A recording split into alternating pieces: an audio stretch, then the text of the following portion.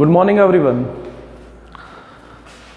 Now, subject 12th biology, chapter number 9.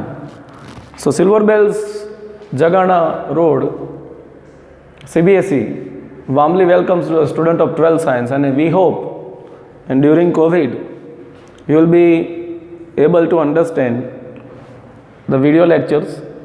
Now, we are completed about we are already started about the plant breedings. Now another type, what for the plant breeding to be do. तो plant breeding क्यों करने में आता है, that is all we know. Plant breeding इसीलिए करने में आता है क्योंकि प्लांट ब्रीडिंग से वी कैन अंडरस्टैंड कि भाई crop productions and high health हम ले सकें. तो इसमें सबसे ज़रूरी चीज़ होती है, another points we are taking today, that is plant breeding for disease resistance. Why for the plant breeding can be done. और प्लांट ब्रीडिंग में सबसे ज़्यादा चीज़ आती है disease resistancy. Why the disease resistance plants to be require. The disease resistancy plant to be require special in a tropical climate due to the disease like the insects and by insects and by pests. जो worms होती हैं और इनसे के कारण the crops especially in a tropical region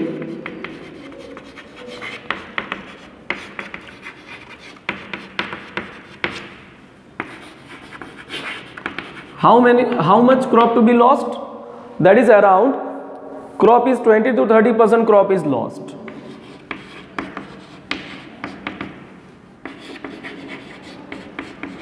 जो 100% crop है ये तो आपके लिए चैलेंजेस नहीं है, उसके अलावा चैलेंजेस और भी हैं. Which are the other challenges? Other challenges for that is nothing but only insect and जो पेस्ट होते हैं, जो वॉर्म्स होती हैं, वो करीबन 20 to 30% जो क्रॉप है उसको क्या करते हैं, that crop can be vanished. मतलब कि 100% जो क्रॉप होता है उसमें से 20 to 30% क्रॉप कौन लॉस कर जाता है? Just disease that cause to the plants. And which are the disease causing organisms? Mainly insects, pest, fungi, bacterial infections. So these are the nothing but causing the crop loss. So this is only that. इसके अलावा drought भी है, heavy rain भी है, उसके अलावा water scarcity मतलब drought भी है. तो ये सारी चीज़ें क्या करती हैं? प्लांट का प्रोडक्शन क्या करती है? लिमिट करती है, कम करती है. तो इसके लिए सबसे ज़्यादा तो लॉस किससे होता है? By a disease causing in a plant. तो plant breeding for disease resistance ये इसीलिए जरूरी है. Now let's we understand the methods that specially for disease resistance variety.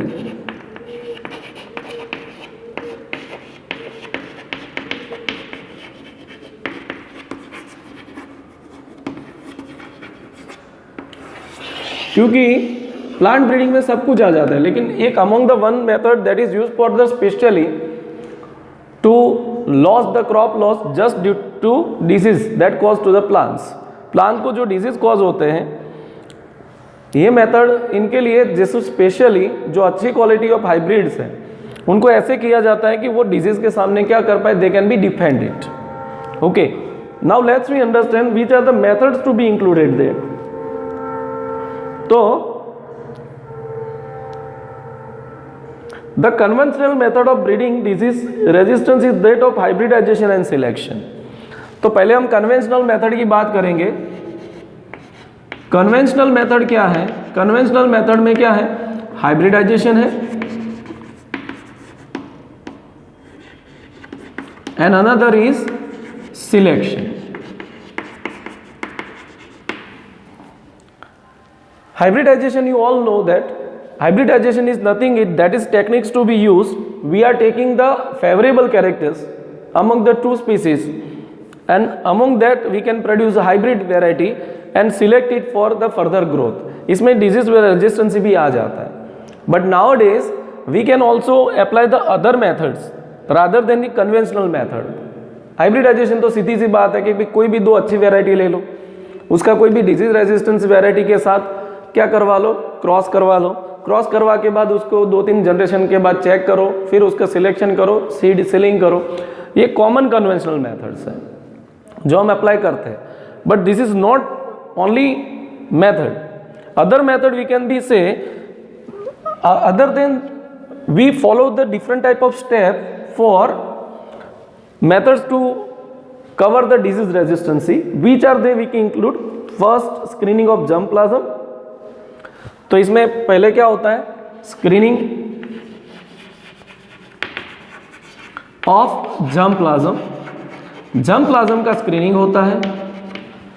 After that we can move for further steps, that is hybridization of selected parents,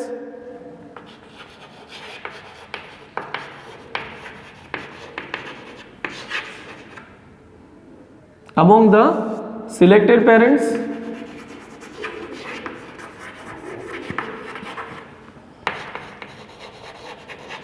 then after we can take out the selection and evolution of hybrids and testing and release into new variety.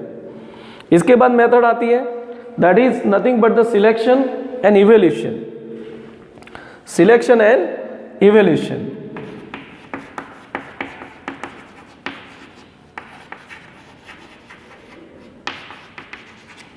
उसके बाद new variety can B produce.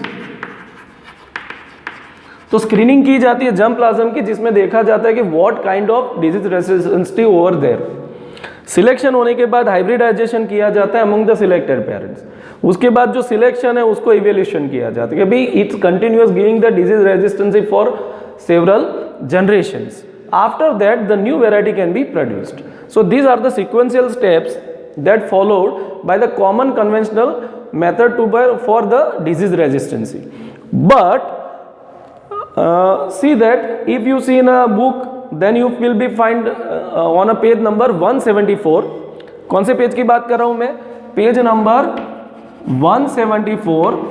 In that table number 9.1 उसमें कुछ ऐसी varieties दी गई है जो disease resistancy varieties है। I can reside that for example number 1 wheat, okay, that is Himgiri. और रेजिस्टेंस कौन से डिजीज से रेजिस्टेंस हो सकता है, leaf and stripe rust. Leaf and stripe rust मतलब पाउडरी पफ आ जाता है लीफ के ऊपर। एंड हिल बंट मतलब कि जहां पर बेंडिंग आ जाते हैं लीव्स के, उसमें वो हेल्प करता है। ब्रासिका मतलब कि जो मस्टर्ड होती हैं उसमें पूसा स्वर्णिंग या तो करन ड्राई बोला जाता है, वो वाइट रस्ट जो प्लांट है उसके ऊपर पूरा वाइट पाउडरी रस्ट आ जाता है जो पूरे प्लांट को क्या कर देता है, मतलब उसका कंटेंट तो डिस्ट्रॉय कर देता है। काउली फ्लावर उसके लिए पूसा सुब्रा है, पूसा स्नोबॉल केवन उसकी वैरायटी है। And this variety is black wrote and curl blight black rot मतलब कि जो काले धब्बे पड़ जाते हैं स्टेम पे और लीफ पे वो नहीं आने देता है। और curl of blight and black rot जो कलिंग होता है स्टेम एंड लीफ का वो नहीं होने देते हैं। द काउपी, तो काउपी में पूसा कोमल है, बैक्टीरियल ब्लाइट जिसमें बैक्टीरिया के स्पॉट पड़ जाते हैं वो नहीं पड़ने देती है, डिजीज उसके सामने डिजीज रेजिस्टेंस प्रोवाइड करती है। चिली, चिली में पूसा सदाबहार है, ये चिली का नाम है जिसमें चिली में मतलब मिर्ची में पूसा सदाबहार जो है वो चिली मोज़ेक वायरस से क्या करती है, it providing to nothing but it providing to जो मोज़ेक वायरस है, मतलब मोज़ेक वायरस क्या करता है लीफ के ऊपर क्या प्रोड्यूस होता है, पैचिस आ जाते हैं, तो पैचिस को रोकता है तो इसको मोज़ेक कहते हैं। और जो लीफ कर्लिंग होता है मतलब लीफ जो मुड़ जाता है उसमें वो क्या करते हैं, दे can be providing disease resistance. But this conventional method that we are using having the up to limit और पर्टिकुलर ऑर्गेनिज्म की ही उसको डिजीज रेजिस्टेंसी मिलती है. All over major disease resistancy ये कन्वेंशनल मेथड से नहीं मिल सकते. कुछ ही डिजीज होते हैं जिसका इस मेथड से हम करेंगे तो पर्टिकुलर डिजीज हम क्या कर पाएंगे, we overcome the particular diseases, but not all diseases. तो which are the another method to be used, that is mutation, that is much more important, that method can be used, that is mutation can be carried out. तो mutation एक now modern scenario, the modern aspect disease resistance हम देखेंगे. तो the modern scenario, the mutation, gene को mute किया जाए and mutation breeding.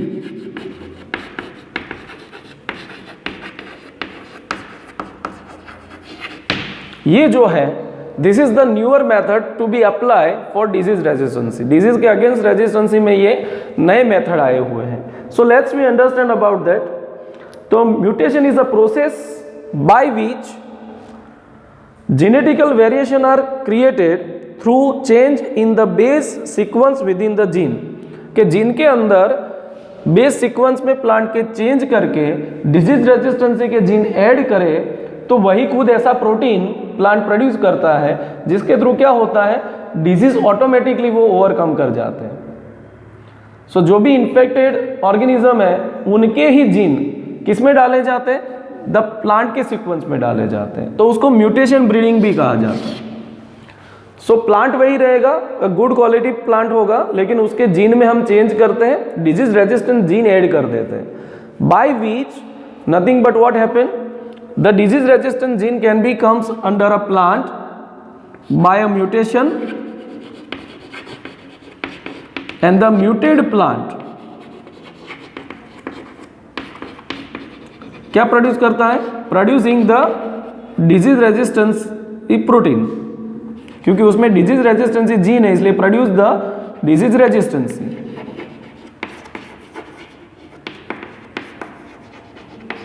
Disease resistance ये produce करेगा.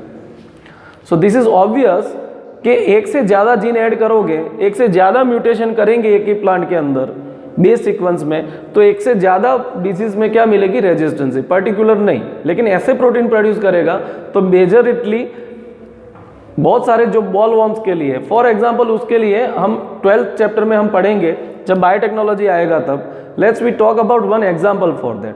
फॉर बैक्टीरिया थुरेजेनेसिस, इसमें थुरेजेनेसिस होता है तो वो क्रायो प्रिजर्वेशन मतलब क्राई जीन होते हैं वो ऐड करते हैं प्लांट में, तो सारे जो वॉर्म्स होते हैं मेजोरिटी वॉर्म्स उसके गट में जाके वो छेद कर देता है. तो this is the one of the example for mutation breeding. तो इसमें ऐसा जरूरी नहीं होता है कि only ball worms, but majority बहुत सारे वॉर्म्स, क्योंकि वॉर्म्स में जो गट्स होते हैं उसकी फिजियोलॉजी एक या दूसरी तरीके से सेम जैसी ही होती है, because they are belonging to same class, they belonging to same phylum, so they having the same gut also, मतलब डाइजेस्टिव सिस्टम उनका सेम जैसा होता है. तो ऐसा नहीं है ये जीन एक में डाला तो मतलब एक ही तरह के ऑर्गेनिज्म को असर करेगा, ऐसा नहीं, मतलब एक जैसे सारे वॉर्म्स को असर करेगा ये, क्योंकि मेजोरिटली पेस्ट कंट्रोल करना बहुत जरूरी है. पेस्ट मतलब हमको मालूम है कि मेजोरिटली इंसेक्ट्स से ज़्यादा पेस्ट से खतरा होता है प्लांट को, because they directly sucks the plant, जो लीफ जूसेस वो लीफ को ही सक कर जाते हैं और प्लांट को डिस्ट्रॉय कर देते हैं. तो majorly they are nothing but they are just sucking the leaf extract, और लीफ को ही वो क्या कर देते हैं, डिस्ट्रॉय करते हैं. तो पेस्ट का कंट्रोल करना बहुत ही जरूरी होता है. Then after several wide relative of different cultivated species of plant have been shown in a certain resistance character. जो wild variety होती है उसमें है. Let's we talk about one example. The resistance to yellow mosaic virus in Bindi, Abelmoschus esculentus was transferred from the wild species and resulting in new variety of A. esculentus called Parwani क्रांति. कि wild जो भिंडी होती है उसके अंदर जो yellow virus होता है उसके डिजीज रेजिस्टेंसी होती है, तो उसमें से जो रेजिस्टेंस जीन है वो ट्रांसफ़र किए जाते हैं जो कॉमन भिंडी जो होती है, और उससे जो नई वैरायटी प्रोड्यूस की गई है वो है ए एस्क्यूलेंटस, जिसको कहा जाता है प्रभारी क्रांति। तो मतलब ये भिंडी ऐसी है जिस पर येलो वायरस का कोई असर नहीं होता है, क्योंकि भिंडी पे येलो वायरस का खतरा बहुत बना रहता है। तो this can be also the example of the Parbhani bhindi. याद रखना, वो Parbhani Kranti it's one of the example of mutated breeding for disease resistancy. उसके अलावा next point let's we take on a page number 175। Okay, so that is point number 9.2.3, the plant breeding for developing resistance to insect pests. 9.2.3, that is insect or pest resistance. So that is given in a book number, page number 175. While you open it, then you can be understand it. I will understand you that point. तो another major cause for the large scale destruction of crop plant is nothing but, मैंने पहले ही बताया, pest. Okay, तो biochemical और physiological characteristics उसकी resemblance करती है। For example, resistance to jassids in a cotton and cereal leaf beetle in a wheat. Okay, in wheat the solid stem lead to non preference by the stem showfly, and smooth leaved and nectar less cotton varieties do not attract the bollworms। तो एक example हम लेते हैं कि plant में ही कुछ ऐसे disease resistancy jeans होते हैं। फॉर एग्जांपल कि कुछ जैसी जो पेस्ट है, इंसेक्ट है छोटे, वो उसकी रेजिस्टेंसी कॉटन में पाई जाती है, और सीरियल लीफ में बीटल मतलब छोटे छोटे जो स्मॉल इंसेक्ट होते हैं जो सक करते हैं, जो स्टेम के ग्रीन स्टेम होते हैं उसको सक करते हैं, उसके अंदर जो भी मटेरियल है वो लीफ का जो मटेरियल है उसको सक करते हैं। तो जनरली वो smooth levied and nectar less cotton variety में वो कभी भी बॉलवर्म को अट्रैक्ट करती नहीं है। उसका रीजन है कि high aspartic acid, low nitrogen and sugar content in a maize leads to resistance to the maize stem borers। तो ये कुछ एग्जाम्पल है। पहला एग्जाम्पल है कि जो जैसिड नाम के छोटे इंसेक्ट है वो कभी कॉटन में उसकी रेजिस्टेंसी पाई जाती है।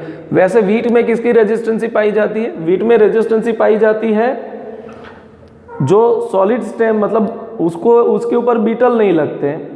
इसके अलावा जो नेक्टर नहीं होता है, नेक्टर क्या होता है? फ्लोरल जूस नहीं होते जिसमें, ओके। और हाई एस्पार्टिक एसिड और शुगर कंटेंट कम होने के कारण ऐसी जो मेज है जिसमें जो स्टेम बोरर्स होते हैं। अब स्टेम बोरर क्या होता है? स्टेम बोरर इंसेक्ट्स होते हैं जो स्टेम के अंदर छेद कर देते हैं और अंदर चले जाते हैं, और अंदर से क्या सक करते हैं? स्टेम के अंदर छेद बना के स्टेम को वीक कर देते हैं, और maximum content they can be taken from the phloem of a stem.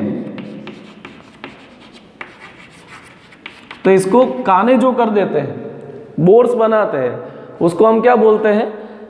That is we called the stem borer. तो मेज में ऐसे एग्जांपल्स है। पहला एग्जांपल है जैसिड नाम के छोटे इंसेक्ट, वो कॉटन पे नहीं लगते। दूसरा एग्जांपल हमारा है पेस्ट रेजिस्टेंसी में, दैट इज नथिंग बट जो बीटल्स है वो सीरियल्स में, मतलब वीट में उसकी रेजिस्टेंसी होती है। वैसे ही जो बॉलवर्म कौन अट्रैक्ट नहीं करता? जिससे स्मूथ स्टेम होते हैं और जो फ्लावर है उसमें नेक्टर मतलब फ्लोरल जूस नहीं होता है, वो कभी भी बॉलवर्म को अट्रैक्ट नहीं करता है, ऐसा कॉटन जो बीटी कॉटन में स्पेशली पाया जाता है। इसके अलावा we can be talk about that is ऐसी मेज जिसके अंदर एस्पार्टिक एसिड ज़्यादा हो और शुगर कंटेंट उसमें कम हो, ओके, एंड नाइट्रोजन कंटेंट उसमें कम हो। ऐसी मेज के ऊपर जो बोरर होते हैं, स्टेम बोरर, मतलब ऐसे इंसेक्ट जो स्टेम में छेद करते हैं, स्टेम के अंदर चले जाते हैं और सक करके स्टेम को क्या कर देते हैं? प्लांट को खोखला कर देते हैं। तो फ्लोएम में से वो मैक्सिमम क्या लेते हैं? न्यूट्रिएंट लेते हैं, तो इसकी इफेक्ट नहीं होती है। तो these are the nothing but the disease resistance varieties that we are find in that. But if you see in a page number table number 9.2, then you will be easily understand the example certain given. The ब्रासी का मतलब कि राई है, तो पूसा गौरव नाम है जो एफिड्स, छोटे एफिड्स होते हैं, जो सकिंग एफिड्स मतलब फूदे जैसे होते हैं ना, वैसे वॉर्म्स होते हैं। ओके, फ्लैट बीन, तो पूसा सेम 2 और पूसा सेम 3, ये उसकी एग्जांपल है, जो jassids, aphids and fruit borer ऐसे इंसेक्ट के उसको क्या देता है, पेस्ट रेजिस्टेंसी देता है। ओका मतलब भिंडी, पेस्ट रेजिस्टेंसी भिंडी का तीसरा एग्जांपल मतलब दूसरा एग्जांपल है ओकरा। तो पूसा सवानी उसका नाम है, पूसा सवानी A4, जो शूट एंड फ्रूट बोरर, जो शूट के अंदर काने कर देते हैं ऐसे बोरर से, और फ्रूट के अंदर जो होल्स कर देते हैं वैसे प्लांट के अगेंस्ट देते हैं। तो this is comes in a page number 175। Now point number 9.2.4, that is crop for improvement varieties, we will be discuss about in a next lecture. So this is for today about all about plant breeding for disease resistance. You go through the book. If you will be not understand, then tell to me. I will make you understand also. हम लगभग Monday या तो Tuesday मतलब next week will be also one meet, we can be on a online, हम एक meet करेंगे, we can be present one meet in that, suppose Zoom meeting पे भी मीट कर सकते हैं for reason of this particular chapter issue and other issues for you. So this is for all today. You go through it, very easy topics है ये, understand कर लोगे आप easily, फिर भी problem आए तो you can talk to me. Okay, this is all for today. Thank you very much.